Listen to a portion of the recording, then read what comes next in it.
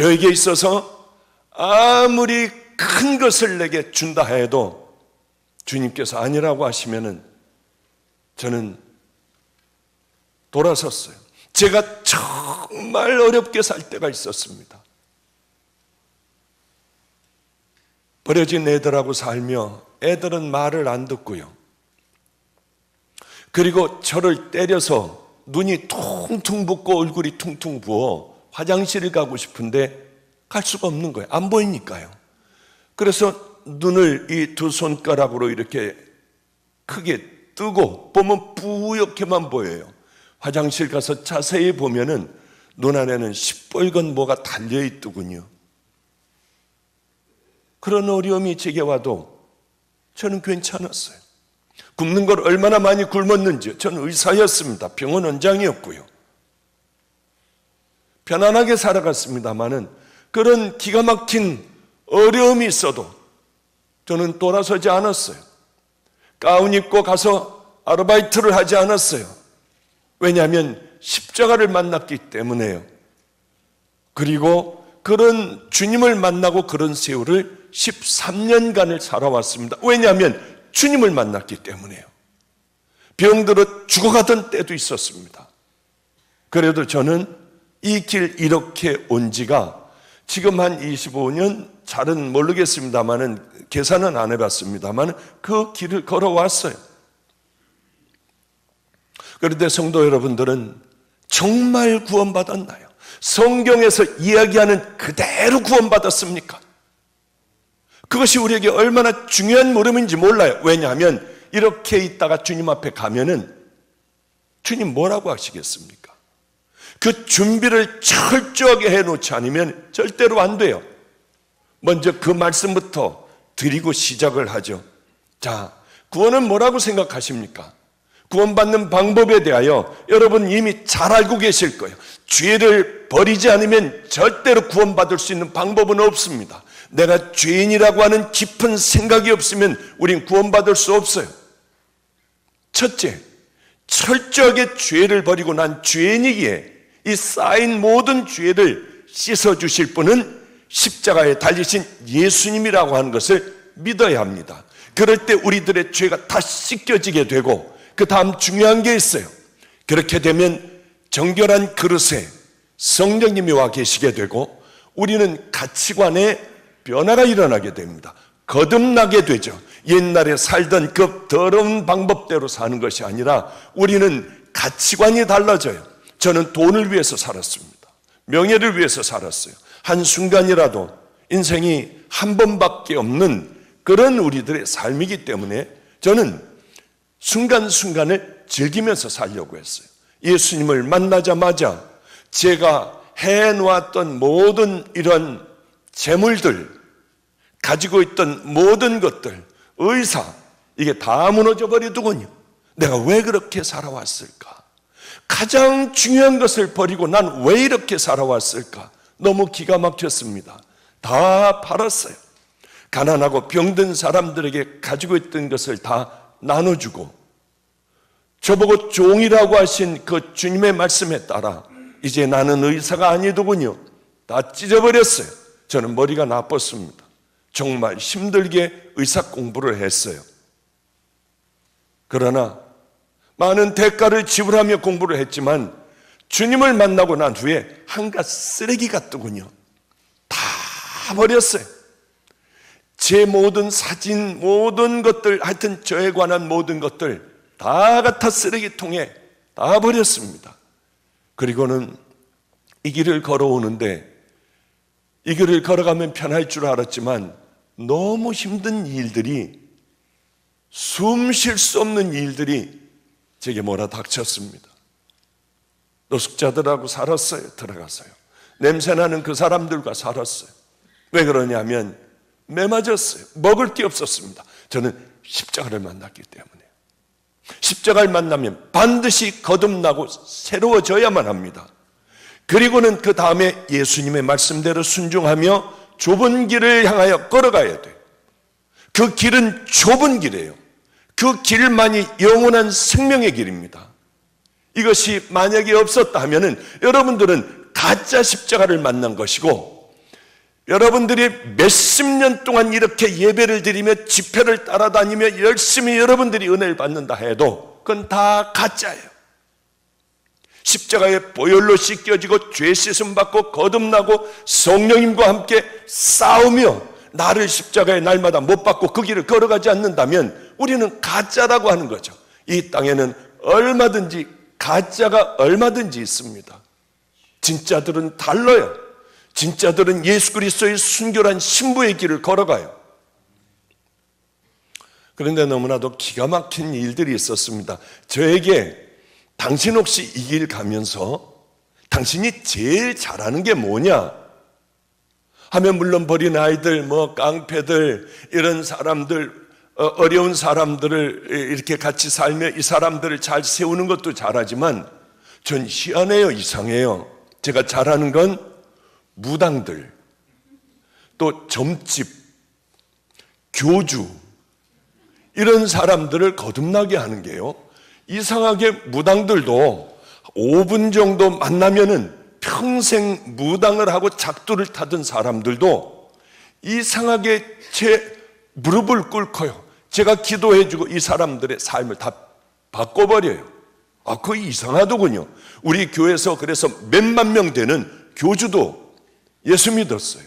무당들도 작두 타는 무당들도 꽤 여럿이 돼요. 그래서 너무 재밌어가지고 한 번은 그 점집으로 한번 찾아 들어갔습니다. 그랬더니 3만 원짜리도 있고 5만 원짜리도 있는데요. 보면은 별 얘기를 다 해줘요. 근데 이건 다 가짜더래요. 진짜들은요, 저 들어가자마자 나가래. 그래서 아니요, 제가 좀 보러, 나가래. 안 하지 말고 나가래요. 근데 이런 사람들은 그저 10번, 20번에 한 번 정도 꼴이었습니다. 그런데 저는 많은 무당들을 예수 믿게 하고 제 차에 별의별 물건들을 다 실어 갖다 버린 적이 얼마나 많은지 몰라요. 그런데 어느 날 제 방문을 하고 두들기고 카톡 왔습니다. 두들기고 어느 분이 들어왔어요. 그러면서 뭐라고 하느냐면 여기 용하게 잘 본다고 해서 왔대요. 기도원으로 찾아왔습니다. 제 방으로. 그래서 이거 야단 놔두군요. 용하기는 용하게 했습니까? 그러더니 3명이 들어왔어요. 제가 얼른 주님에게 여쭙죠. 성령님, 저 사람들이 저보고 용하다고 했는데 이거 놓치기 싫어요.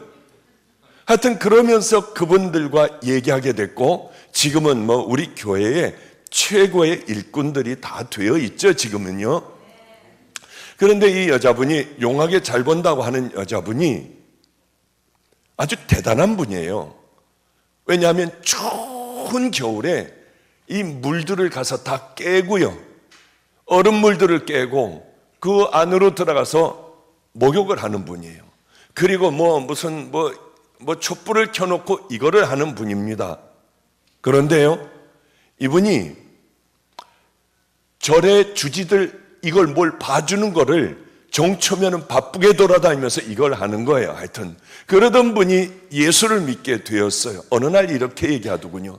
목사님, 예, 대한민국에는 무당이 2파의 무당이 있습니다. 대무당, 무슨 무당 이렇게 2명이 있는데 꼭대기가 있대요. 이 무당들이 대단한 무당인데 이 사람 TV에도 나가서 상자 안에다 집어넣는지 그리라고 하면 그리고 최고로 맞추는 분이래요. 그러면 제가 어떤 생각을 하겠습니까? 당연히 그 무당 하나만 끌어올리면은 줄줄이 이 새끼 무당들이 따라오겠구나 하는 생각을 할 거 아니에요. 그래서 조금 만나자고 했습니다. 그랬더니 안 만날 거래요. 날 사업가라고 해라. 사장님이라고 해라. 그리고 이제 그 무당을 만나러 갔는데 꼭 다방에서 만나지 무슨 자기가 잘 가는 다방이라는데 지하실에 가서 앉아 있었습니다. 문 옆에 앉아 있는데 거긴 어른어른한 이런 그런 유리로 된 문이었어요. 그런데 그 무당이 우리 교인하고 둘이 내려오다가요, 거의 다 내려와서 뭐라고 하느냐면 이거 사장이 아닌데 누구야? 그러는 거예요. 얼마나 제가 무서웠겠어요. 저는 무서우면 사도신경을 외워요. 그래서 얼른 전능하사 천지를 만드신 하나님 아버지를 내가 믿사오며 주여 도와주시옵소서. 그 외아들 우리 주 예수 그리스도를 믿사오니. 그러고 이제 무서울 때는 그렇게 해요. 그럼 막 그렇게 사도신경을 외우고 있는데 밖에는 싸우는 소리가 들렸습니다. 내가 왜 목사를 만나? 제가 목사라고 우리 교인이 얘기를 한 거예요. 내가 왜 그 목사를 만나? 비켜, 나 갈래 하니까 우리 교인이 산전수전 다 겪은 분이 이렇게 얘기하더군요. 우리 목사님이 너무 힘든 일을 당하셔서 자네를 만나려고 하는 거야. 그래가지고 이제 그러니까 그래? 그러고서 이제 내려왔어요. 이 무당을 보는 순간에 제가 기가 팍 죽었습니다. 머리를 이만큼 길렀는데 아주 은빛 머리였고요. 희끗희끗했고요. 배가 이렇게 나왔는데 멜빵을 메고 있었어요. 멜빵을 메가지고 멜빵을 탁탁 튀기더니 저를 보더니요. 얼마나 무서웠는지 몰라요. 속으로 하는 거 그거 관두래요. 그러니 얼마나 무서웠겠어요, 제가요. 사도신경의 능력도 없더군요, 여기서는요, 이 무당 앞에서는. 그래서 막 걱정을 하며, 안 하겠어요. 안 하겠어요. 그랬더니 뭐라고 하느냐. 이 사람이 화경을 볼 줄 아네. 더 무서운 거예요. 제가 뭘 볼 줄 아는 게 있어야죠. 이 사람이 화경을 봐 하면서 난리가 난 거예요. 이 무당이. 이 사람이 화경까지 본다고요?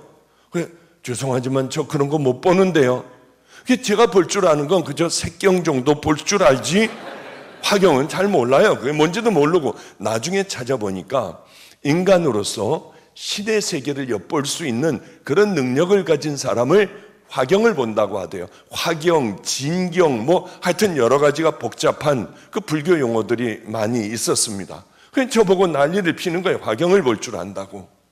어쨌든 그 사람이 뭐라고 하느냐 하면은 저에 대해서 다 맞히기 시작을 했어요. 다 알아요. 당신은 말이야, 어떤 손이 당신의 생명을 붙들고 있어. 이러는데 얼마나 은혜를 받았는지 몰라요. 주님이 저 손을 붙들고 있거든요. 당신의 생명은 어느 손이 붙들고 있어. 저는 정말 제 생명은 주님이 붙들고 계세요. 오늘도 죽어가는 현장에서 주님께서 피하게 만들어 주시고요. 정말 지나온 삶들을 생각해 보면 전 죽었던 사람이에요. 어쩌면 주님은 저를 이렇게 살려주시는지 이 무당이 그걸 알고 있더군요. 그러더니 저에 대해서 다 얘기하는데 부끄러워서 못 견디겠어요. 그래서 저는 속으로 성령님, 저 무당은 저에 대해서 다 얘기했어요.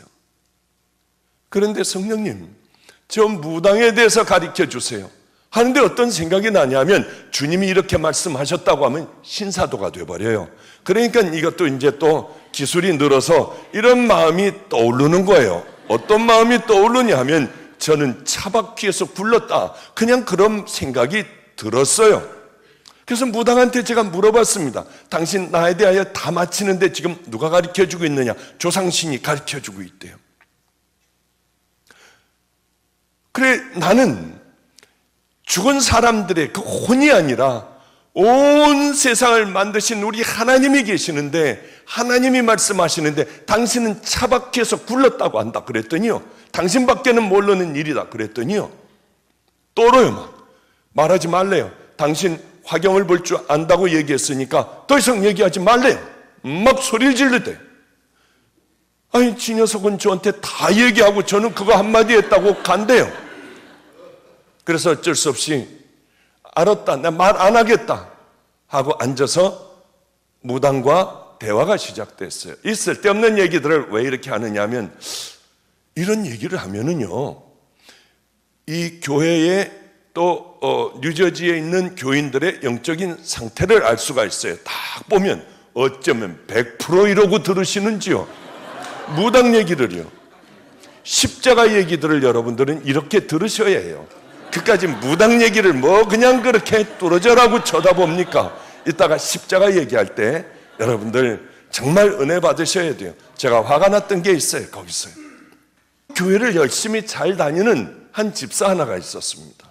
이 집사가 어느 날 이 집사는 이상하게 몸이 그렇게 아파 거기 목사님에게 안수받고 감독님에게 안수를 받아도 안 낫는 거예요. 그래서 어떤 기도원에 가서, 유명하다는 기도원에 가서 그 사람들에게 안수를 받아도 몸은 죽을 것 같이 아팠고 이 진통제를 먹고 맞지 않으면 견딜 수가 없는 그런 육신적인 고통을 갖고 있었어요. 어느 날 그 교회를 향하여 들어가는데 무당이 나와 있다가 아이고 몸이 많이 아프구만, 백날 교회 다녀봐 낫나? 나한테 오면은 오늘로 날 수 있어. 이제는 진통제도 안 들었어요. 하루하루 살아가는 게 고통이었어요. 그런데요, 너무 기가 막히게 이 집사님은 어느 날 교회를 가다가 그만 너무 고통스러워서 그런지 무당의 집으로 들어갔습니다. 그날로 신내림을 받고 그날로 몸이 깨끗하게 낫고 평양만신이 되었어요. 그러니 이 소리를 듣는데 어떻겠습니까? 얼마나 화가 나는지요. 아니, 여러분들은 육신의 고통 때문에 우리 주님 십자가를 버리고 가서 신내림을 받고 그 병을 치유하고 싶습니까? 우린 이 땅에서 죽어가도 우리를 위하여 십자가에 달리신 그 주님 붙들고 살아가면 그 믿음의 자녀들이 아니나요? 그런데 이분은 그만 그 신내림을 받고 말았습니다. 얼마나 화가 나는지요.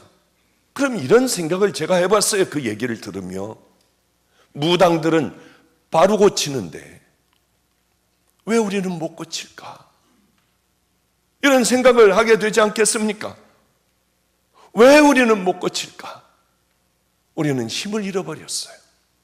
왜냐하면 성도들은 성도들의 길을 단호하게 가야 하며 종들은 종들의 길을 단호하게 가야 하는데 그만 세상의 것들이 다 교회로 들어와 비빔밥이 되어버렸어요.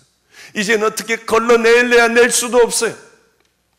초대교회의 신앙들을 본받자고 하며 우린 초대교회 신앙을 소유하려고 하지 않아요. 편안하게 예수 믿으려고 합니다. 복 받는다고 해요. 정말 하늘의 복이 더러운 우리들의 개밥그릇 같은 심령에 하나님의 은혜가 우리에게 임하겠습니까? 하늘의 가장 귀한 선물이 우리 심령에 받아졌다 해도 오물 가운데 빠진 하나님의 것은 우리에게 아무 소용이 없어요. 하나님과 우리와는 죄의 담으로 다 막혀 있습니다. 하나님은 우리와 말씀하시기를 원해요. 성령님은 우리와 교통하기를 원하세요. 그러나 이제 다 단절이 되어버렸고 우리들은 능력을 다 잃어버린 교회들이 되어버렸어요. 얼마나 속상한지요. 이제 무엇을 해야 할까요? 우린 다시 돌아와야 해요.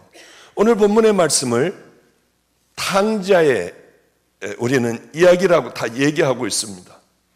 그러나 본문에서는, 성경에서는 한 번도 탕자라는 얘기를 써본 적이 없어요. 왜 이 탕자의 비유를 했을까? 2000년 전이나 지금이나 우리는 동일해요. 많은 사람들에게 제가 제일 잘하는 것도 뭐 하나 있느냐 하면은 우리는 마가의 다락방이라고 하는 인천 기도원에서 금요일 되면은 목회자들과 성도들, 개척교회 성도들과 개척교회 목사님들을, 전도사님들을 다 모시고 질문을 합니다. 그 자리에서 이제 막 질문지를 써가지고 가져오면은 제가 기도하고 그 질문하고 서로 답을 주고 이것을 참 잘해요. 그래서 은혜스럽다고 하여 그저 몇 명 모이지 않겠지. 그리고 개척교회를 위해서 했는데 벌써 지금 한 400여 명, 500명 가까이 가는 벌써 그 사람들이 모여들더군요. 그래 이제는 이걸 관둬야 하지 않을까. 개척교회를 위해서 했는데 실질적으로 개척교회 분들은 잘 모이지 않고요. 그리고 일반 성도들이 그렇게 많이 모이더군요. 그런데 많은 사람들이 궁금해하는 게 있습니다. 나 같은 더러운 죄인은 안 될 거야. 나같이 추한 죄인은 하나님에게 버림받았을 거야. 나 같은 게 천국 갈 수 있을까? 이 질문을 참 많이 해요. 또 넘어졌어요. 나는 하려고 해도 안 돼요. 이 질문을 참 많이 하더군요. 그런데 오늘 본문이 이제 그 대답을 해 주죠. 이 탕자의 아버지는 이 탕자를 보고 탕자라고 하지 않고 죽었다가 살아난 아들, 잃어버렸다가 다시 찾은 아들이라고 해요. 우리는 좌절하고 절망할 필요 없어요. 저는 아들을 한번 잃어본 적이 있습니다. 이 아이가 한 4살, 5살쯤 되었을 때 제가 병원에서 열심히 일을 하고 있는데 전화가 왔습니다.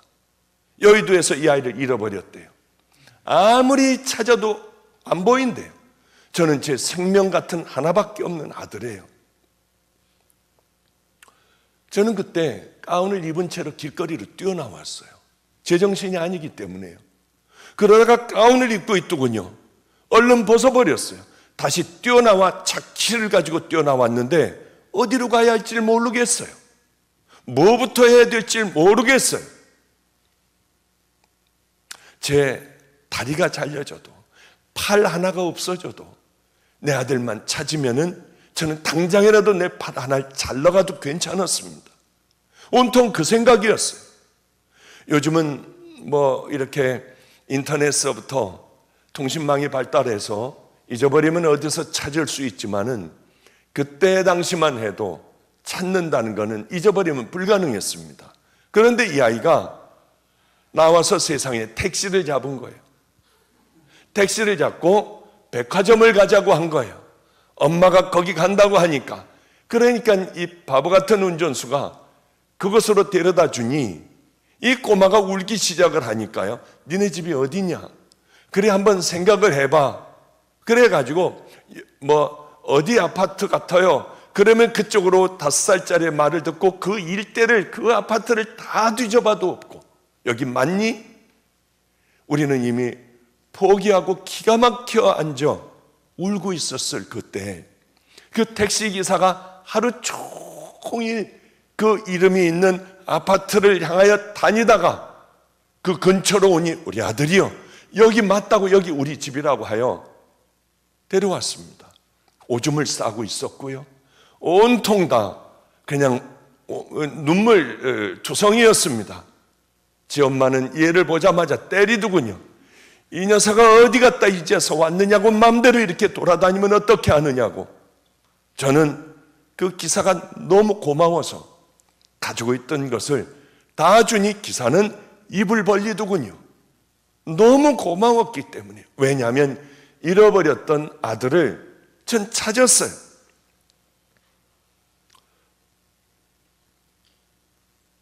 그게 얼마나 감격이었는지요. 가지고 있던 것을 제가 가지고 줄 수 있는 것을 다 주니 기사는 깜짝 놀라더군요. 아주 옛날 같았습니다. KBS에서 이산가족 찾기 운동들을 했어요. 그때 보면은 대단했습니다. 하여튼 붙잡고 그렇게 찾으면 울고 이 TV에 방영이 되는 것도 모르고 그냥 뭐 속옷이 드러나건 뭐하건 그렇게 누워 소리 지르면서들 울었어요. 왜 그럴까요? 잃어버렸다가 포기하고 있다가 찾았기 때문에 그래요. 우리 주님은 바로 그걸 말씀해 드리려고 하죠. 너희들은 돌아와야 한다. 비빔밥이 되어 살지 말고 구별된 믿음의 자녀들이 되어 이제는 돌아와야 한다. 이 말씀을 우리에게 주시기 위하여 탕자의 얘기를 하지 않으셨겠습니까? 저에게는 할아버님 한 분이 계세요. 저는 참 좋은 가정에서 태어났습니다. 우리 할아버님은 감리교회 성자라고 불리세요. 평생을 종교교회 감리교회 그곳에서 이제 이 모든 임기를 다 마치고 70이 되셔서 은퇴하셨습니다. 작은 그 아파트에서 영동 종교교회하고 써놓고 나가서 어린아이들을 모아 걔네들에게 복음을 전하셨습니다. 걔네 부모들이 오게 되었고 강남의 영동이라는 곳에 아름다운 교회를 또 지으시고 은퇴하시고요. 그리고는 또다시 은퇴를 하셨어요. 방배동 카페 골목을 평생을 돌아가실 때까지 누비고 다니시며 전도하신 방배동 카페 골목의 할아버지셨어요. 그런데 이 할아버지가 아들을 3명을 두고 있었는데, 물론 다 목사님들이시죠. 제일 사랑하는 아들이 둘째 아들이었습니다. 첫째 아들인 저희 아버님은 얼마나 와일드하신지 몰라요. 그냥 말도 함부로 팍 해버리시고요. 그냥 먼저 손부터 올라가고요. 대단한 분이셨습니다. 이제 이 교회 저 교회 집회를 다니시면은 못된 장로들이 있잖아요. 못된 장로들이 있는데, 이제 집회를 하는 가운데 막 말씀을 전하는데 장로가 떡 거드름을 피며, 이렇게 이제 그때는 다 방석에 앉았는데, 목사님이 얼른 방석에 앉아 있다가 이 장로가 들어오니까 얼른 일어나서 방석을 갖다 주더래요. 그러니까 이게 말이 안 되는 거죠. 그래서 설교하다 말고 내려가서 방석을 잡아가지고 확 땡겨버렸더니, 우리 아버님 말씀 따르면은 장로가 똥덩어리 같이 굴르더래요. 그냥. 그리고는 가서 때리고요. 그러는 분이셨어요. 아주 대단한 분이셨죠, 뭐. 그런데 두 번째, 우리 둘째 작은 아버님은 너무 마음이 아주 정말 귀하신 분이셨습니다. 그래서 할아버님이 제일 사랑하셨는데 그만 간암에 걸리셨어요. 그래 죽어가시는 거예요. 작은 아버님도 인품이 훌륭하셨기 때문에 종교교회 43살의 담임자가 되셨습니다. 그런데 그만 거기서 간암에 걸리신 거예요. 이제는 점점 기운이 빠지시고 배가 이렇게 툭 나오시고요. 관자놀이가 이 옆이 툭 튀어나오고, 정말 깜짝 놀랄 만한, 제가 제일 좋아했던 작은아버지셨어요. 그 작은아버지는 이제 죽음을 얼마 남겨놓고 계시지 않아요. 얼마 안 남았습니다. 할아버님이 제일 사랑하는 그 아들 죽어가는 모습을 보고 안타까워하셨어요. 작은아버님은 그래도 한번 살아보려고 하셨고, 할아버님은 아들이 죽어가는 그 현장에서 박 목사, 이제 다 이 땅에 끈을 놔. 하나님 아버지 앞에 갈 준비를 해야 돼. 하고 괴로워서 어쩔 줄 모르며 그 방 앞에서 왔다 갔다 하셨어요. 그러나 작은아버님은 두려워하셨고요. 그럴 때마다 할아버님은 고통스러워 어쩔 줄 몰라 하셨습니다. 그런데 놀라운 일이 일어났어요. 이제 혼수 상태에 이르게 되었고 마지막 가게 되었는데, 놀랍게도요, 그때서부터 혼수 상태에 이르자 십자가 동산회를 외치기 시작을 했는데, 할아버님은 활짝 웃으시며 마치 죽었다가 살아온 아들, 잃어버렸다가 다시 찾은 아들과 같이 어쩔 줄 모르며 기뻐하셨어요. 그래 우리 하나님이 그냥 놔두시지 않으셔. 그래 내 기도 들어주셨어 하며 왔다 갔다 하며 그렇게 좋아하셨는데, 온수 상태에서 십자가 동산회를 외치셨어요. 그러다가 소천을 하셨습니다. 얼마 전에 어느 분이 제게 책을 가져오셨어요. 그 책은 십자가 동산이라고 하는 책이었습니다. 벌써 꽤 오래전에, 몇십 년 전에 책이죠. 누렇게 바란 책이었습니다. 인사말이 있더군요. 머릿말인가요? 하여튼 그런 것을 할아버님이 쓰셔서 얼른 제가 이것들을 카피를 좀 해갖고 왔어요. 한번 십자가 동산, 제일 사랑하는 아들을 잃고 난 그 후에 십자가 동산회라고 하는 책을 지으셨습니다. 거기 머릿말을 제가 좀 읽어드릴게요. 얼마나 저도 가슴이 두근거렸는지. 할아버지가 그렇게 보고 싶더군요. 나에게는 3남 2녀가 있었다. 맏아들은 맞이기에 당연하게 하나님 앞에 바치어 주의 종이 되게 하였다. 그러나 둘째는 저 자신이 헌신하여 주의 종이 되었다. 그 부모로서 어느 자식이고 사랑치 않는 자식이 있으리오마는 나는 둘째에게 더 많은 정을 두고 희망을 가지고 지내왔다. 그런데 이게 웬일인가? 이 둘째가 그의 목회 생활 20년, 그의 나이 43세를 일기로 한참을 뛰면서 달리던 중 1978년 10월 28일 뜻밖의 주님의 부르심을 입고 그 영광의 나라에 가게 되었다. 육을 가지고 정을 두고 기대가 컸던 이 아비로서는 참으로 감당하기 어려운 슬픔이고 아픔이고 좌절이었다. 저가 최후에 가지는 그 마지막 순간까지 십자가 동산을 부르짖다 갔다. 이제 그가 간 지도 언 2년이 다가오고 있다. 이제서 조금 정신을 차려 내 아들을 생각하며 이 설교집을 낸다. 그리고 이것을 이 앞에 있는 것을 바로 제가 여기 오기 전에 읽게 되었어요. 얼마나 가슴이 찡한지요. 할아버님이 얼마나 뵙고 싶은지. 할아버님은 저만 보면은 왜 예수를 안 믿어? 우리의 장손인데 왜 그렇게 그 길을 걸어가? 내가 얼마나 기도를 했는데.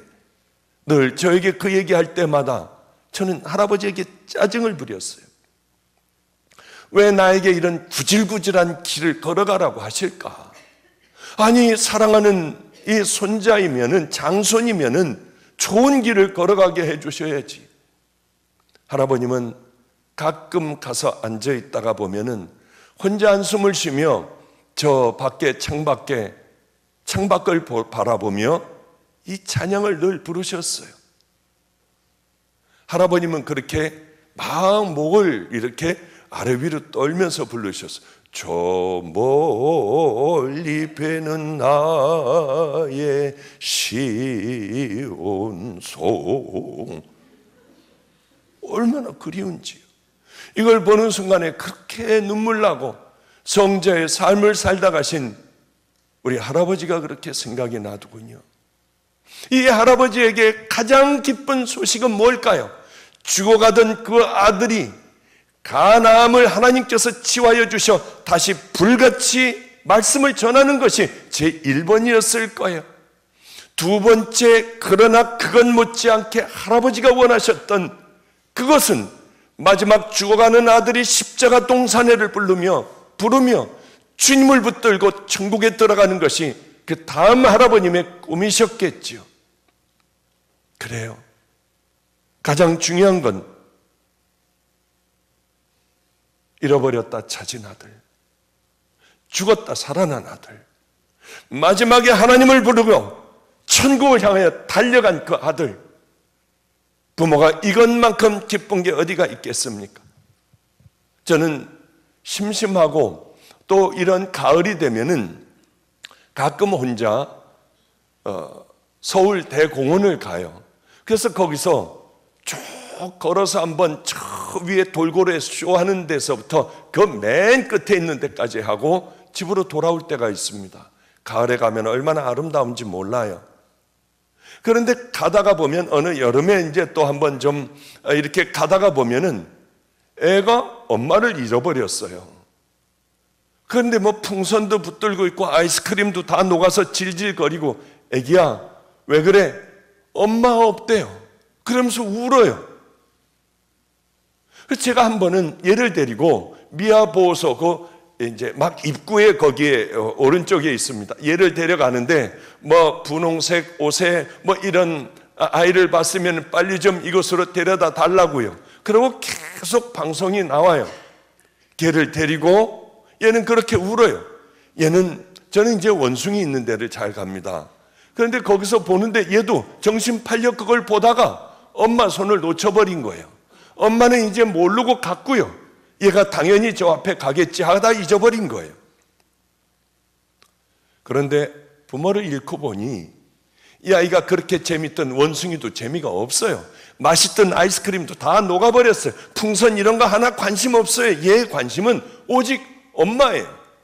그런데 이 아이를 데리고 미아보소에다 갖다 주면은 엄마는 그냥 막 이년저년 하면서 때리고 어디 갔었냐고 때리면 얘는 막 더 울어대요.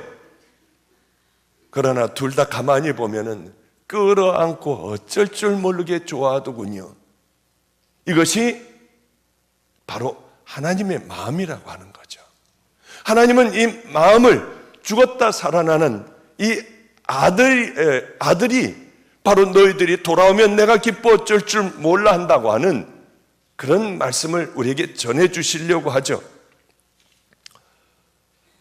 그래, 나 이제 집에 가야지.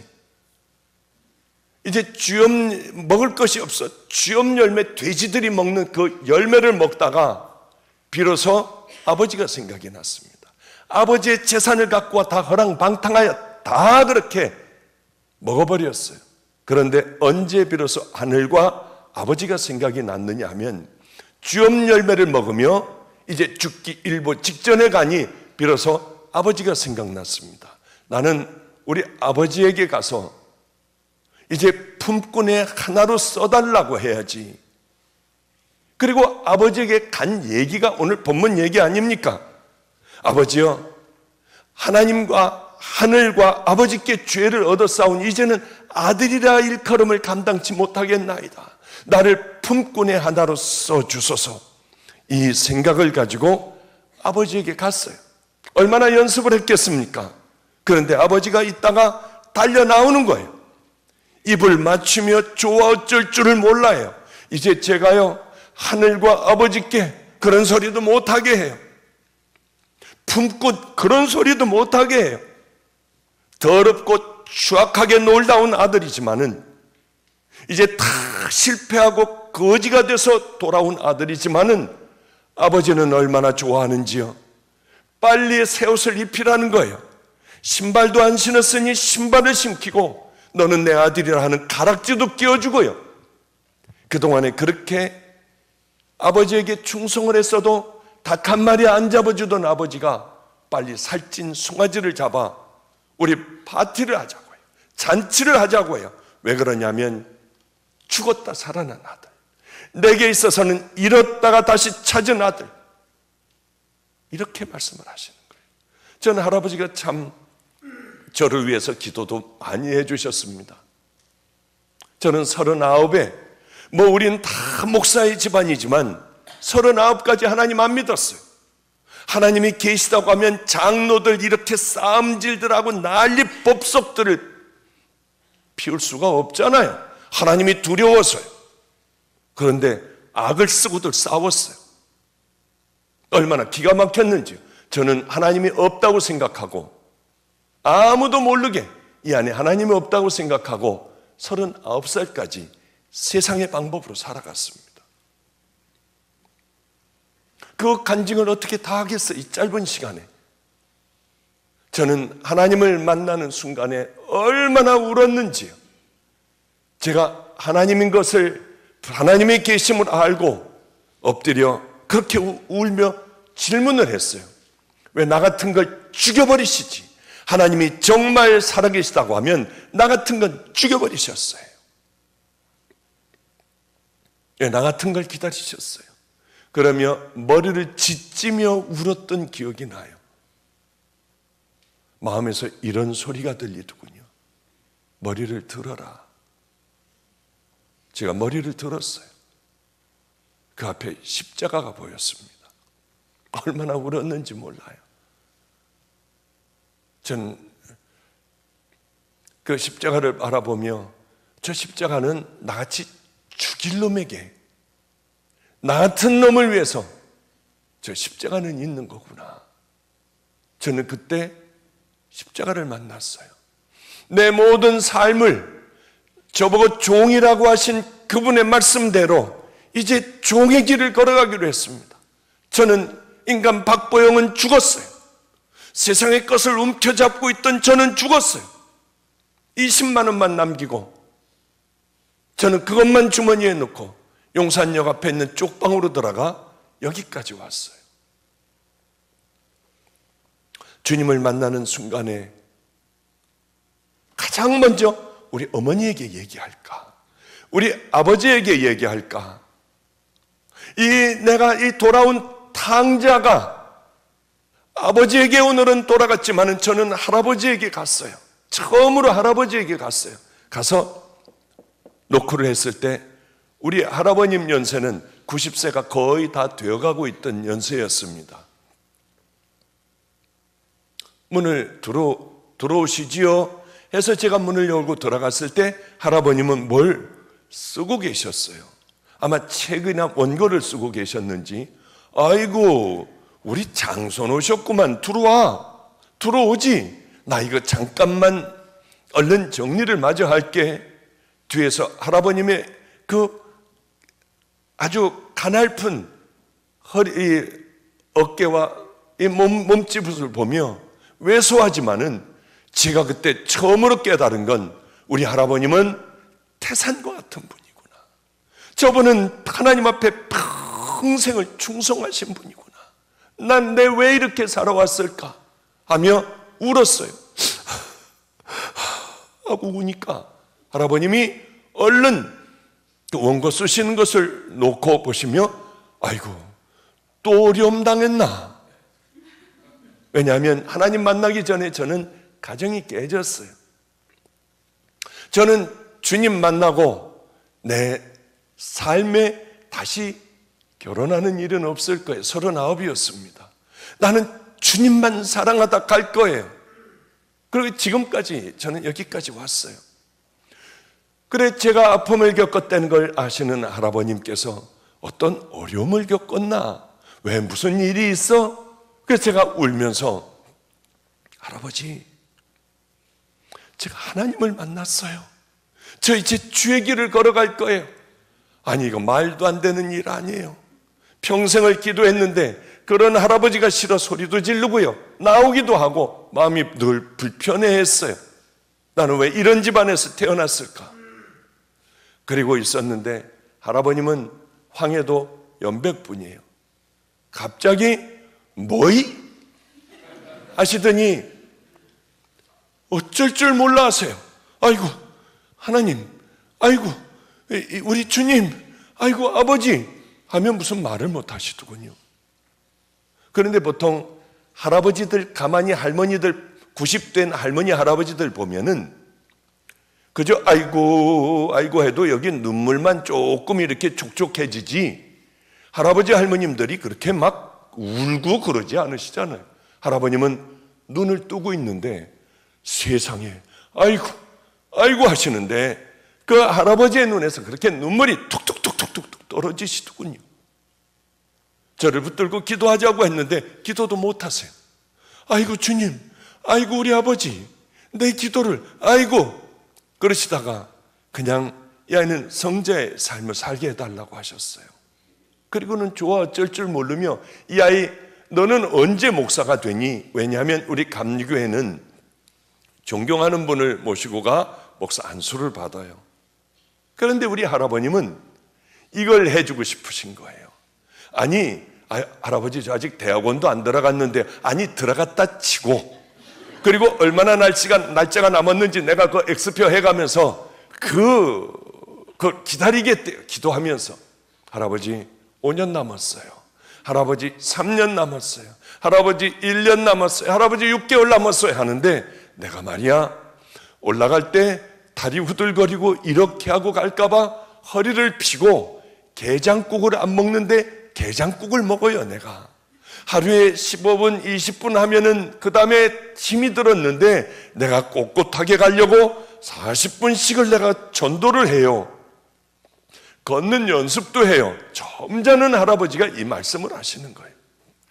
그런데 3개월 전인가 6개월 전인가는 잘 모르지만은 담도가 막히셔서 황달이 오셨습니다. 그래 내시경으로 뭘 이렇게 처치를 받으시곤 못 일어나셨어요. 병원에서 있으시다가 제가 목사 안수 받기 6일 전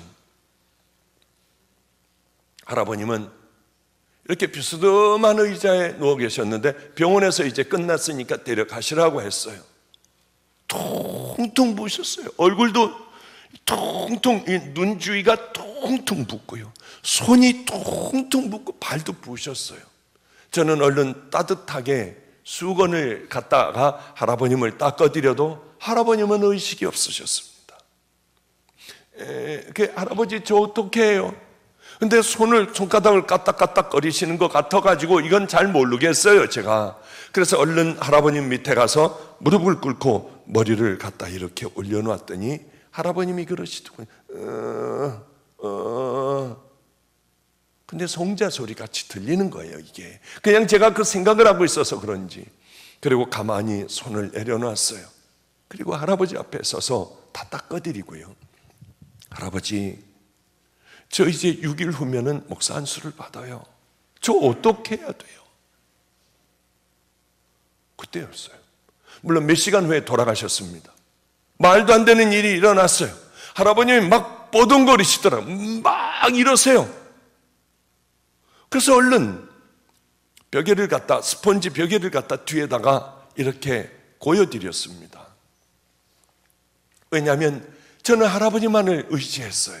우리 할아버님이 계시니 이제 그동안 많은 좋은 얘기도 들었지요. 할아버님이 자랑이었어요. 그런데 돌아가시는 거예요. 목사 안수 받기 6일 전이에요. 그리고 몇 시간 후가 그 다음 날이었으니까 목사 안수 받기 5일 전에 돌아가셨죠. 그런데 이 할아버지가 뻐둥거리세요. 내가 어떻게 하면은 이 주의 길을 어떻게 가요? 했더니요. 그러더니 공기가 이상해지더군요. 저 인생에 있어서 하나님을 만나고 몇 번 그런 일이 있었어요, 제게. 그런데 할아버님이요, 눈은 그대로 감고 그대로 붓고 그대로 다 이런 상태셨지만은 입만 움직이셨어요. 저 어떻게 이길까요? 하니 사랑할 수 없는 것을 사랑해라. 용서할 수 없는 것을 다 용서해라. 변명하고 살지 말거라. 가장 낮은 자들과 함께 하거라. 너무 놀랐어요. 나는 세상을 보지 않을 거야. 나를 들어다가 침대 벽을 보게 해라. 그게 마지막 말씀이셨어요. 할아버님을 이렇게 해가지고 침대 벽을 보게 해드렸어요. 그게 끝이었어요. 얼마나 제겐 충격이었는지. 성경을 읽어 그 말씀을 다 잘 알고 있습니다. 그런데 할아버님이 돌아가시면서 이건 분명히 성령님이 함께 하여 주셨을 거예요.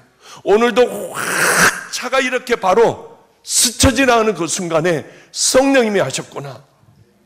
바로 그 순간에도 우리 할아버님의 입술을 통하여 성령님께서는 제게 가장 중요한 말씀을 해 주신 것 같아요.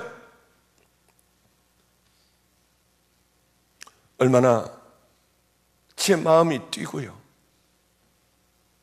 그 말씀대로 살아가려고 하니 왜 그렇게 힘든지 모르겠더군요. 그날도 목사 안수를 받고 저는 돌아왔어요.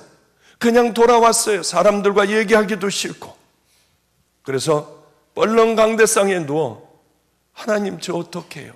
했는데 4살 때 버려진 애가 있었어요. 여자애가. 이 아이가 저보고 자꾸 안성천 다리 밑으로 가자고 하더군요. 오빠들이 다 기다린대요. 아 싫어. 모짜님 가야 된대. 전도자님 가야 된다고 저를 자꾸 끌어내서 저는 안성천 다리로 갔더니 안성에 있는 버려진 사람들, 노숙자들서부터 시작하여 제가 데리고 있었던 애들부터 깡패들서부터 전부 거기 있었어요. 얼마나 좋았는지요.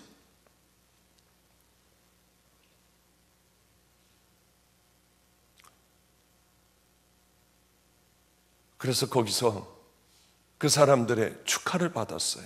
제 일생일 때 아마 가장 행복한 날이었을 것 같아요. 그런데 이 사람들이 깡패, 아이들 이런 사람들이 제가 제일 좋아하는 찬양을 불러줬습니다. 제가 제일 좋아하는 성경 구절을 읽어줬어요. 내 영혼이 은총 입어. 얼마나 눈물이 났는지 몰라요. 하나님이 세상을 이처럼 사랑하사 독생자를 주셨으니 이는 저를 믿는 자마다 멸망치 않고 영생을 얻게 하려 함이니라. 얼마나 기쁘고 좋았는지 몰라요. 제 인생에 두 번째 행복했던 날이 있습니다. 여기 우리 누님도 와 있어요. 저는 제 생일이나 한갑이나 이럴 때는 도망을 가요. 물론 이번에도 9월 15일 날 일부러 다른 데로 나가서 부흥 집회를 했어요. 한갑 때는 저 중국으로 가서 오지 쪽으로 가서 하여튼 죽어라고 다니며 하루에도 막 5번, 6번씩 말씀을 전하며 그렇게 지냈어요. 조로 만든 죽 2그릇 먹은 게 제 한갑날의 전부예요. 교회에서는 그런 목사님 어떻게 하면은 생신을 우리하고 함께 한 번만 보내줄 수 있습니까? 그래서 저는 노숙자들과 같이 살았었어요. 인천에 오자마자 이제 모든 고생이 끝나고 인천에 오자마자 우리는 밥을 우리 3분의 1만 우리가 먹고 3분의 2 반은 먹고 반은 덜어놓자 우리. 그래서 그걸로 주먹밥 만들고 그 다음에 제가 음식을 잘해요. 혼자 오랫동안 살아왔으니까요. 그리고 오뎅국 만들어가지고 또 인천역으로 가서 우리 아이들은 기타를 치고 저는 기도를 하며 노숙자들에게 밥을 나눴어요. 그걸 하는데 얼마나 사람들이 많이 모이는지요. 너무 행복했는데 무슨 이상한 목사가 와서 여기 다 내 구역이니까 나가지 않으면 다 죽여버리겠다고 하며 행패들을 부려서 우리는 돌아오게 되었는데 이 사람들이 그날 저녁에 다 우리 교회로 모였어요. 여기서 밥을 달래요. 급하게 라면을 주고 그 다음서부터 우리 교회는 많은 사람들이 와서 노숙자들이 와서 밥을 먹게 됐습니다. 많을 때는 한 150여 명이 매일 와서 먹는 거예요. 매일이요. 주일날도 와서 먹고요. 나 이 사람들하고 밥을 먹게 해달라. 그랬더니 알았다고 하며 고깃국에다가 떡두에서 이 노숙자들에게 냄새가 굉장히 나요. 잔뜩 이제 같이 한 상을 벌려 노숙자하고 먹는데요. 깜짝 놀랐어요. 노숙자들이 다 서 있더군요. 절 보고 자꾸 노숙자 앞으로 가래요. 그래서 성가대 지휘자가 그 앞에 가만히 섰더니 이 사람들이 찬양을 해주기 시작했어요. 전체가요. 노숙자 전체가요. 내 영혼이 은총 입어. 얼마나 눈물이 나는지요. 중한 죄 짐 벗고 보니 슬픔 많은 이 세상도 천국으로 가도다. 우리 주님, 이분들의 이것이 간증이 되게 해주세요. 이분들의 신앙 고백이 되게 해주세요. 그리고 1절, 2절 부르고 세상에 간주가 나가니 어떤 사람들은 종이로 간증도 하고 하며 하나님이 세상을 이처럼 사랑하사 독생자를 주셨으니 이는 저를 믿는 자마다 멸망치 않고 영생을 얻게 하려 함이니라. 그리고 3절을 불러주는데 숨이 막힐 것 같이 제 인생의 두 번째 행복이었어요. 저도 마찬가지로 돌아온 탕자와 마찬가지예요. 저는 세상에서 살다가 뒤늦게야 마지막 5시에 부름을 받아 주님 앞에 온 자입니다. 내가 할 것은 무엇인가요? 저는 50의 목사 안수를 받았어요. 50이에요. 우리 애들, 저하고 같이 사는 애들, 이 목사는 어떤 아이는 25세 목사 안수를 받았습니다. 감리교 목사예요. 저는 50에 받았어요. 제가 목사 안수를 받고 났을 때에 우리 교회의 성도들은 노숙자, 알코올 중독자, 깡패, 버려진 길거리에서 사는 아이들 그저 10명 미만이 전부였습니다. 그게 다였어요. 그러나 지금은 너무 많은 사람들이 모여요. 예배를 드리다 문을 잠궈버려야 돼요. 너무 많이 오니까요. 한 주에 새신자가 100명이 넘게 올 때도 있습니다. 이렇게 작은 교회인데요. 그래도 그것이 기쁘지 않아요. 이렇게 집회를 다니는 게 제게 기쁜 것이 아니에요. 우리 주님이 하세요. 제게 가장 큰 기쁨은 주님께서 내게 뭐라 하실까?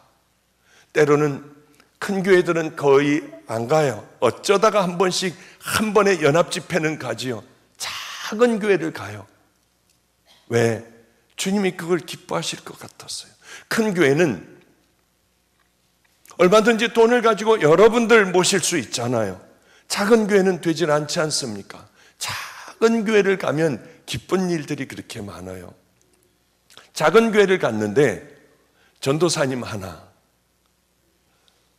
사모님이 전매기 애기 이렇게 붙들고 있고요. 또 하나는 어디 가가지고 밤일을 하고 왔는지 어느 자매 하나가 계속 조는 거예요. 들지도 않고. 그럼 사모님이 찌르면 잠깐 이렇게 했다가 또 졸아요. 밤새 일을 하고 왔으니까. 그렇게 3명을 놓고 할 때도 얼마나 행복했는지. 그런데 모텔을 얻어주겠대요. 이 작은 교회에서 무슨 모텔을 얻어줘요? 저는 여기 아는 사람네 집에 가서, 여기서 한 30분 가면 아는 사람네가 있습니다. 거기 가서 다닐게요 하고 근처에 휴게실에 휴게소 있지 않습니까? 거기에다 차를 대놓고, 봉고차를 대놓고 거기서 자는 거예요. 얼마나 행복한지요. 그리고 제 지갑에 있는 거 다 헌금을 하고, 그리고 돌아올 때 이렇게 멍하니 차를 몰고 오는데 갑자기 여기서 소리가 들려요. 내 종아, 그래서 내가 너를 사랑해. 그 마음을 변하면 안 돼 하면 길거리 한 구탱이에다가, 그 고속도로 한 구탱이에 세우고 그냥 울어요. 너무 감사해서.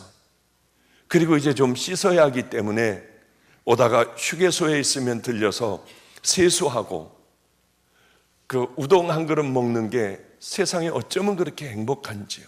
세상이 다 내 것 같은 그런 행복해요. 사람들이 뭘 준다 해도, 교인들이 구름대같이 모인다 해도 그것만큼 행복할까요? 그렇지 않습니다. 이것이 주님이 내가 너를 사랑한다 하는 그 음성이 제게는 100번, 1000번 더 행복해요. 목사는 뭐에 기뻐해야 할까요? 주님 앞에 너 충성된 내 종이야. 저는 그런 소리를 못 들어봤지만은 내가 너를 사랑해 하면은 생명을 걸고 믿음의 길을 걸어가는 것 아니겠습니까? 우린 그저 잠깐 머물다가는 나그네 같은 인생길을 살아가는 우리들이에요. 뭐 해야 될까요? 성도들도 마찬가지 아닙니까? 제가 처음 주님을 만나자마자 너무 기가 막혀. 그럼 그 사람들은 뭐였을까? 내가 어렸을 때 싸우던 이 난장판을 만들던 이 사람들은 누구였을까? 주님에게 여쭈었어요. 처음 주님 만나는 날이요. 주님, 한 가지만 여쭤볼게요. 도대체 그럼 싸우던 이 사람들, 장로서부터 이 사람들 다 뭔가요? 가짜다. 내 자녀라고 하며 거짓된 내 자녀라고 하는 자들이 얼마나 많은 줄 아니? 내 종이라고 하는 거짓된 자들이 얼마나 많은 줄 아니? 그렇습니다. 하나님의 자녀는, 하나님의 종은 종답게 살아가야 하고 가야 할 그 길을 걸어가는 사람들만이 종이에요. 하나님의 자녀들도 마찬가지입니다. 십자가에 보혈로 씻기고 죄를 저주하며 가치관이 달라져 좁은 길, 순종의 길을 걸어가는 사람들만이 성도들이에요. 그러니 가짜들이 얼마나 판을 치는 세상이 됐습니까? 염려하지 마세요. 여러분들이 돌아올 때 주님은 기뻐 어쩔 줄 몰라 하세요. 잔치가 벌어져요. 내가 많은 내 자녀들을, 내 종들을 세웠단다. 그들은 다 내 영광을 차지하고 십자가의 영광을 가로챘댄다. 내가 너를 세워주는 그날에 너는 그렇지 않겠니? 가만히 그 순간에 생각을 할 때요, 이런 생각을 했어요. 만약에 하나님께서 나와 함께 하여 주시고 하나님께 쓰임받는 종이 되었으면서도, 십자가의 보혈로 씻겨진 믿음의 자녀들이 되었으면서도 세상에 더러움을 붙들고 있고 거짓된 삶을 살아간다면 길거리에 처 죽은 개나 고양이, 이거나 똑같을 거 아니에요. 저는 개나 고양이 길거리에 쳐 죽은 비참하게 내장이 튀어나와 죽어가는 그런 개나 고양이 같은 인생을 살지 않을 거예요. 주님 앞에 이렇게 말씀드렸습니다. 하나님, 제가 이 길 충성을 다하여 갈 텐데요, 만약에 하나님의 영광을, 십자가의 영광을 차지하고 교만하고 더러워진다면 저를 죽여버리세요. 저는 길거리에 쳐 죽은 개나 고양이 같은 그런 삶은 안 살 거예요. 그럴 때 저를 죽여버리신다면 이 길 걸어갈게요. 그리고 이 길을 걸어오기 시작을 했습니다. 오늘도 순간적이지만은, 그렇게 차가 그냥 그렇게 지나갔지만은 주님의 경고이신가? 개나 고양이, 쳐 죽은 고양이같이 살아온 삶은 아닌가 하고 늘 그 생각들은 저에게서 떠나지 않아요. 그렇게 힘들게 어려운 인생을 쭉, 이제 또 다른 얘기입니다. 안성에서 예전에요, 13년 동안의 고난의 삶을 쭉 살아오던 그 어느 날이었어요. 애들 학교 다니는 애들, 학교 갈 때 얘네들은 도시락 하나만, 젓가락 하나만 갖고 가면 밥을 못 사주니까요. 아무것도 없으니까. 그럼 얘네들은 도시락 갖고 와서 애들 때리고 뺏어 먹고 그럼 선생님에게 전화가 오고 아주 난리가 나요. 야, 우리 예수님이 너희들이 배고픈 그 현장을 지켜보셔. 그러니 젓가락을 부러뜨리고 말이야, 배고픈 것, 당당하게 배고픈 것을 네가 그렇게 참고 가면은 우리 주님이 기억하시는 바가 돼. 그리고 애들을 기도해 줘요. 너희 부모들이 너희들을 다 버렸어도 하나님, 나는 너희들을 버리지 않을 거야, 화이팅 하고 애들을 학교를 보내면 애들은 가서 굶는 거예요. 이제는 때리고 뺏어 먹지 않아요. 그날도 그렇게 애들을 학교를 보내고 강대상에 와서 무릎을 꿇었어요. 우리는 새벽 기도를 9시간 했습니다. 새벽 3시부터 난 12시까지 했어요. 그렇게 하는데 갑자기 주님의 음성이 들렸어요. 13년 만에 듣는 음성이었어요. 내가 다 봤다. 저는 그 생각을 합니다. 주님은 어디서든 뭘 하든 나를 다 보고 계신다고 하는 것. 네가 나를 지켰으니 내가 너를 세우겠다. 이 말씀이 있고 난 다음에 저는 여기까지 오게 되었어요. 그런데 그 일이 있고서부터 놀라운 일이 일어났습니다. 이 어린 아이들, 버려진 아이들하고 교회에서 이렇게 자고 있는데요, 우린 방도 없어요. 그냥 이 의자에서 자는 거예요. 애들은요, 여자애들은 이쪽, 남자애들은 이쪽 자고 있는데 누가 노크를 했습니다. 봤더니 우린 굶고 있었어요. 두 분이 오시더니 우리가 살아가는 모습을 보고 울었어요. 기가 막혀 했습니다. 왜냐하면 이불도 없고 아무것도 없이 우리는 그렇게 자고 있었으니까. 밖에 나갈 때 입는 옷, 밤에 잘 때 입는 옷 늘 똑같아요. 왜냐하면 교회도 땅땅 얼음이 어는 추운 겨울이었으니까. 이분이 와서 보더니 기가 막혀 하시더니 뭐라고 하느냐 하면, 나는 천주교 신자래요. 목사님에 대하여 얘기를 들었대요. 어쩌면 이렇게 이 길을 어떻게 이렇게 가시냐요. 어렸을 때 저하고 같이 자랐던 여자분이 저에게 문을 열고 이 캐톨릭 신자하고 같이 왔는데 저는 부끄러웠어요. 왜냐하면 같이 집을 짓고 있고 면도도 제대로 못하고 세수도 제대로 못했으니까. 그런데 그 자매가 그러더군요. 평생 의사서부터 시작해서 대학생서부터 다 봐왔지만은 그때 봤던 그 목사님의 얼굴은 목사님 평생을 통틀어 가장 거룩했다고 하더군요. 그러나 저는 부끄러웠어요. 웬일인지요. 이 캐톨릭 신자가 그러더군요. 3일 후에 와서 헌금을 하겠대요.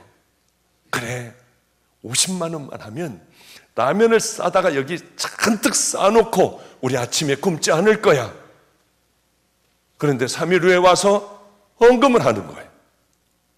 빨리 저분 가야지, 우리 저 갖고 뭐를 좀 먹을 수 있을 텐데. 그분이 나가셨어요. 3일 후에 또 와서 하겠대요. 얼른 나가자마자 봉투를 가지고 강대상으로 가서 하나님 감사해요. 오늘 우리 먹게 해주셔서 감사해요. 저분의 자녀들에게 축복을 주소서. 그리고 열어보는데 10만 원보다 공이 더 있는 거예요. 100만 원보다 더 있는 거예요. 그 옛날에요. 1000만 원인 줄 알았더니 공이 또 있는 거예요. 여기 뭐 부자들만 사셔가지고 그거 다 있을 수 있지. 억인 거예요. 억이요. 여기 있더라고요. 이걸 가지고 먼저 먹어야 되니까 배가 고팠거든요. 뭐 오랫동안 굶었으니까요. 그래서 은행을 갖고 가서 이거 다 잊어버렸어요. 이거 어떻게 하면 되나요? 도장을 파와가지고 은행에다 집어넣었다가 필요한 만큼 빼가래요. 그래서 50만 원을 빼가지고 애들하고 이제 같이 먹는 거예요. 이제 뭐 배가 고파 죽겠으니까 야, 짜장면에 탕수육을 먹자. 짜장면에 탕수육을 먹고 야, 오늘 밤에는 피자를 시켜 먹자. 예. 피자들을 시켜 먹고요. 그 다음 날에는 뭐 냉면에다 불고기 먹자. 불고기 먹고요. 그렇게 지내다 보니까 그리고 이제는 에버랜드로 가서 타자. 그 종이 쪽지 여기다 달고 뭐 이걸 대가면서 막 신나게 놀았어요.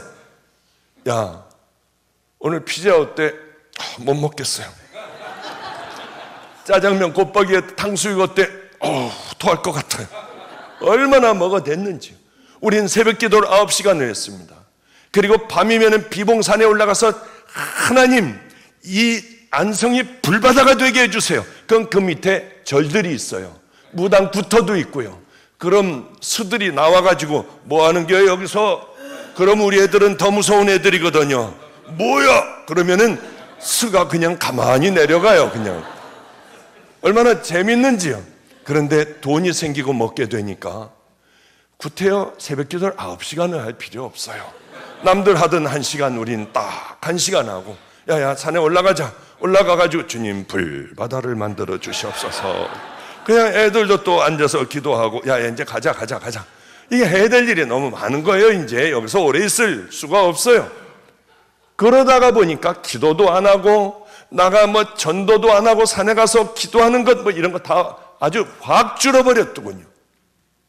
제가 1억을 놓고 간 분이 그 다음 또 3일 만에 와서 5천만 원을 놓고 또 가는 거예요. 그 다음에 이제 수시로 돈을 주는 거예요. 얼마나 기가 막혔는지요. 이분에 대하여 내가 당신 간증해도 되냐? 간증하라고 해서 그분 어디 사는지 제가 말씀을 드릴게요. 부천에 가면 인천 부천에 가면은 조마루 뼈다구 해장국길이 있습니다. 그런데 조마루길이 있어요. 조마루길. 거기 조마루 뼈다구 해장국이 있고 그 바로 맞은편 짝에 청기와 뼈다구 해장국집이 있어요. 그런데 청기와 뼈다구 해장국집 사장님이에요. 그런데 조마루보다 훨씬 더 잘 돼요, 여기가.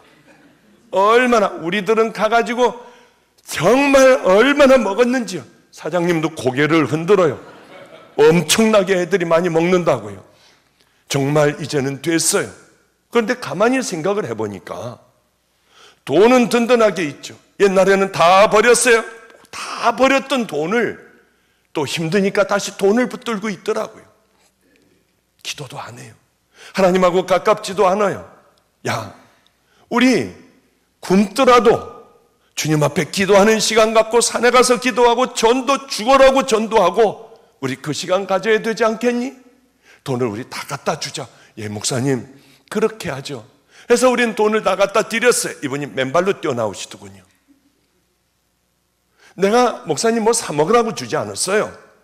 이거는 헌금한 거니까 알아서 하세요. 나도 안 받습니다. 이거 있으면서 우리는 기도도 못하고요. 우리는 이거 큰일 날 뻔했어요. 어쨌든 그 돈은 중간에 떴어요. 그렇지 않습니까? 아무리 돈이 많으면 뭐예요? 주님을 놓치면 우린 다 놓치는 거 아니에요. 버려진 애들도 그걸 알고 있어. 다 갖다 주자고 했습니다.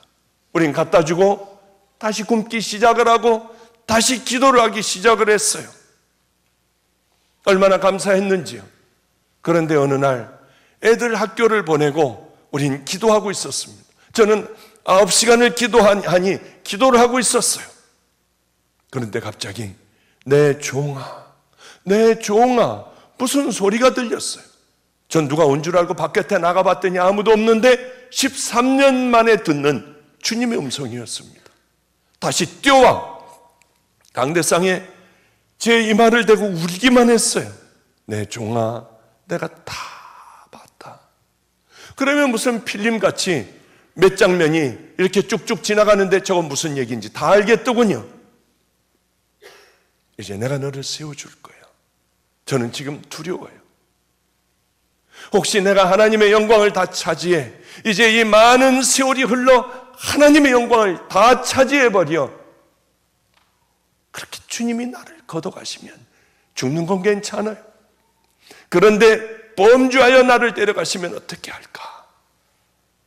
오늘인가 내일인가 어떤 작은 일을 하나를 죄를 짓고도, 탐욕을 갖고도, 내가 사고 싶은 거 하나 사고도 그렇게 떠는 종이 되었어요.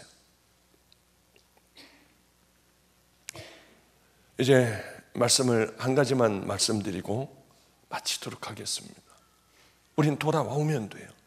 그렇게 해서 저는 잘 이제 이상하게 하나님께서 내가 너하고 함께 할 거야 한 다음에, 그렇게 단 한 명도 정상적인 교인이 없던 교회였고 다 버려진 교회였고요. 예배 드리다 보면은 온통 문신한 애들이 와가지고, 목사님 설교하고 있는데요, 힙합 바지 하나 사줘, 이러는 교회에 누가 와요?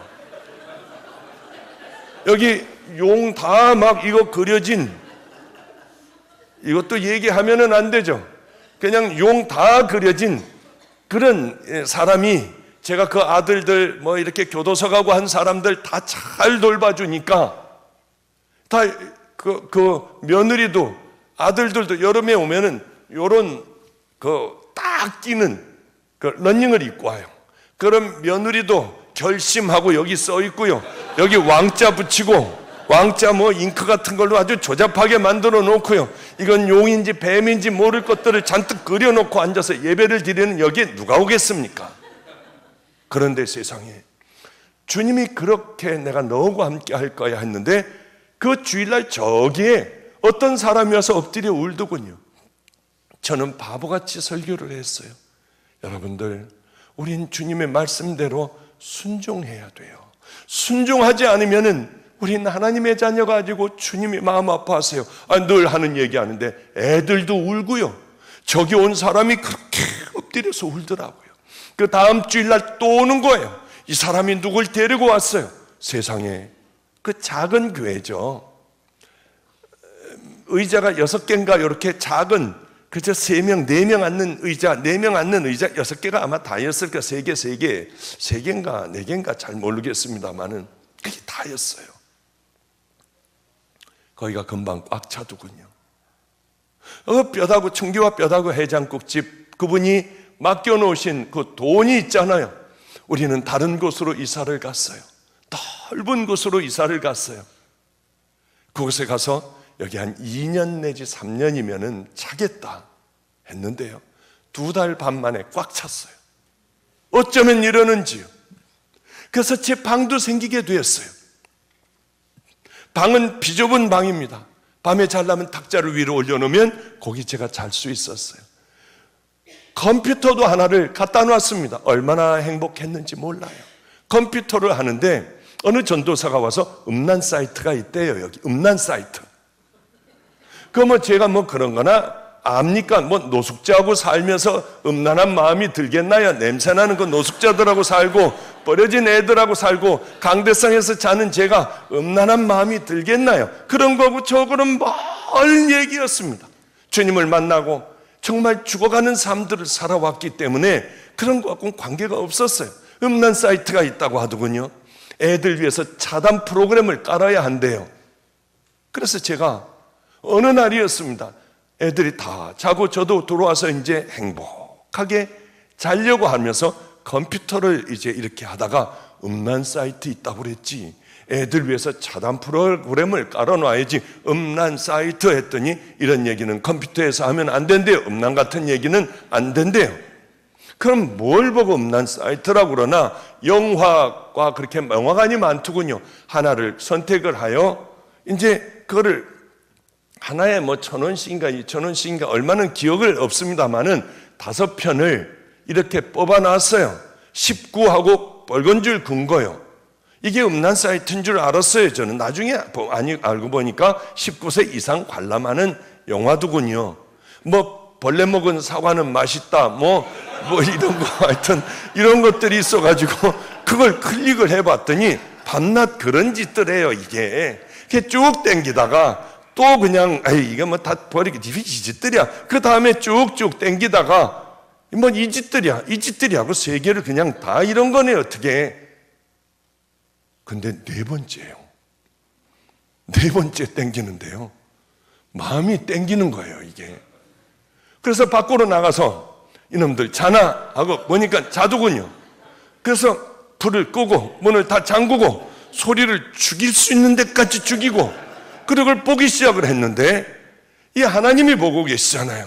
주님, 저는 이거 음란 사이트 차단 프로그램을 깔려고 가는 거예요. 조금씩 움직이는 거예요. 이제 안 움직이면 주님이 이제 화내실 것 같아가지고요.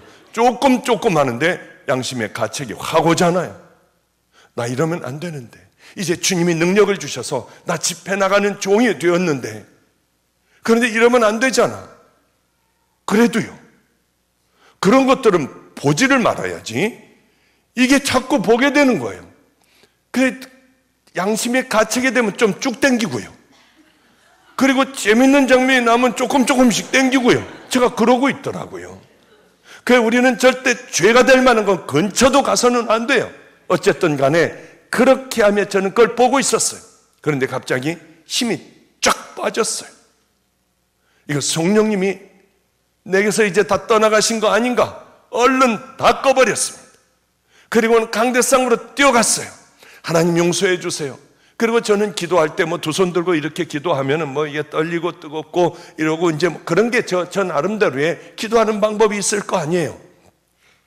해봐도 안 돼요. 방언도 안 되고 아무것도 안 됐어요. 몇 시간을 해도 자고 일어나면 될 거야. 자고 일어났는데 또 안 돼요. 이제 그러면 내일 하루 종일 잡아가지고 기도해야지 해도 안 돼요. 산기도를 하고 기도를 9시간 넘어 하고 안 돼요. 끝났구나. 세상에 몇 달 만에 딱 끝나버리는구나, 내 인생이. 저는 집회도 잡혔어요. 주일날이 됐습니다. 하나님의 음성도 들리지 않아요. 주일날이 됐어요. 주일날 설교를 하려고 섰는데 새로운 사람들로 가득 찼어요. 이런 생각이 드는 거예요. 옛날에는 분명히 주님이 주시는 말씀이었지만 이제 희미하여 이게 내 생각인지 뭔지도 모르겠더군요. 너 안과 밖이 늘 같은 종이 되어야 된다고 했잖아. 그럼 네가 지금 지은 모든 죄들을 네 양들 앞에서 얘기를 할 수 있겠어? 그런데 이게 내 생각인지 분명하지가 않은 거예요. 그러나 이 순간을 놓치면은 저는 어쩌면 영원히 버림받을 수 있었어요. 그래, 뒤로 돌아. 여러분, 저는 음란 사이트에 들어가 더러운 것을 교회 안에서 봤어요. 문을 잠그고요. 그랬더니 애들이 막 킥킥거리고 웃고 막 난리예요. 제가 봤을 줄 알았죠, 여러분? 그럴 줄 알았대요. 그런데 제가 우니까 갑자기 조용해졌어요. 여러분, 저를 용서하지 않는다면 지금 내려가 짐을 싸고 나가 늘 내가 가고 싶었던 네팔로 가서 애들, 병든 사람들을 다시 진료하는 의사가 될 겁니다. 그러나 만약에 나를 용서해 주신다면 저는 이제 박보영 목사를 위하여 차단 프로그램을 깔 거예요. 애들을 위해서가 아니라 나를 위하여 차단 프로그램을 깔고 다시는 보지 않을 겁니다. 한번 용서해 주신다면요. 저를 위해서 기도해 달라고 하고 주여 한번 부르고 제 의자에 가서 기도하기 시작을 했어요. 하나님, 제가 미쳤어요. 제가 주의 종으로 왜 그랬는지 몰라요.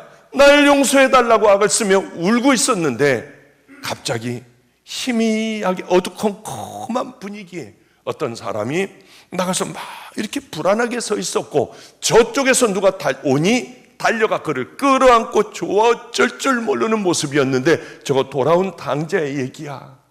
저건 내 얘기였어. 그동안은 능력이 없어질까 봐 기도했어요. 모든 길이 막힐까 봐 기도했어요. 몰려오는 교인들이 끊어질까봐 기도했어요. 하나님, 내 죄를 용서해 달라고요. 그런데 설교하며 내가 더러운 죄인이었다, 나는 이런 걸 봤다, 다 저 나쁜 놈이 하고 도망가 버릴 이 교인들 앞에서 내 죄를 회개하니 기도하는데요, 뜨거운 불이 제게 확 와서 전 도망 나가 버리려고 했어요. 왜냐하면 그런 불을 맞아본 적이 없기 때문에요.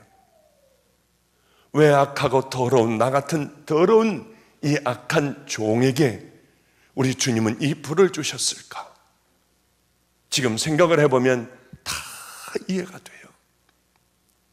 그것보다 더 귀한 착한 일들을 많이 했을 때는 불 하나 안 주시더니 내가 죄인인 걸 고백하고 다시는 그 길 안 가겠다고 하자 우리 주님 왜 뜨거운 불을 내게 허락하여 주셨을까? 지금 생각해보면 죽었다 살아난 아들이었어요.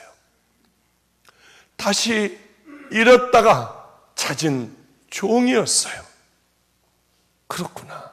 이제 말씀을 마치겠습니다. 우리에게 가장 중요한 건 뭐냐?